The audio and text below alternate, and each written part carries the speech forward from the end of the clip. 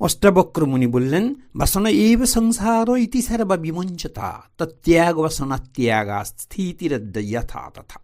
বাসনা এব সংসার, বাসনা কামনাই সংসারের কারণ। অতএব কামনাকে সর্বতভাবে পরিত্যাগ করতে হবে। বাসনা ত্যাগ করতে পারলেই সংসার ত্যাগ হলো। বাসনা ত্যাগ করে যেখানে খুশি অবস্থিত হও, তখন মায়ার সংসারে তোমার কোনো বন্ধন থাকবে না। অর্থাৎ বাসনা ত্যাগই হলো সাধনার চরমে পৌঁছানোর একটা সহজ পথ।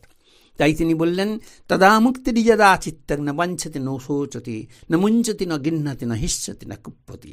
যখন চিত্তে কোনো অভিলাষ থাকে না, কারোর জন্য শোক থাকে না, কোনো কিছু ত্যাগ করে না আবার গ্রহণ করে না, কোনো বিষয় কুপিত হয় না আবার হিষ্ট হয় না, চিত্তের এরূপ অবস্থা হলে তখন তার মুক্তিদশা এসেছে জানতে হবে।